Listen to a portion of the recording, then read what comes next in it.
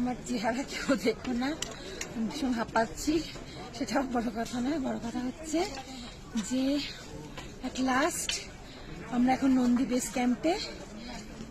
গৌরীকুণ্ড থেকে 5:20 শুরু করেছিলাম আমাদের ট্রেক। শরীর আর কিচ্ছু নেই, প্রচন্ড গায়ে ব্যথা করছে। মন্দির এখনো এখান থেকে 1 কিলোমিটার। খুব তাড়াতাড়ি সব আপডেট তোমাদের সাথে শেয়ার করব। জাস্ট প্রে করো যাতে আমরা ভালোভাবে পুজো দিয়ে ফিরতে পারি। আমাদের এই এই যে কষ্ট করে যে যাত্রাটা আমরা করেছি বাবার কাছে আসার জন্য, সেটা যেন ফুলফিল হয়। আর প্রায় 12 ঘন্টার ট্রেক। 12 ঘন্টার ট্রেক। আর সত্যি বাবার আশীর্বাদ ছাড়া এটা পসিবল ছিল না। 80% স্টিফ, এতটাই যে হাঁটা ভীষণ অসুবিধে। একমাত্র বাবার আশীর্বাদ ছাড়া এই পুরো রাস্তাটা ট্রেক করে আসা সত্যি আমাদের পক্ষে পসিবল ছিল না। একমাত্র মহাদেবের জন্যই পসিবল হয়েছে। Thank you.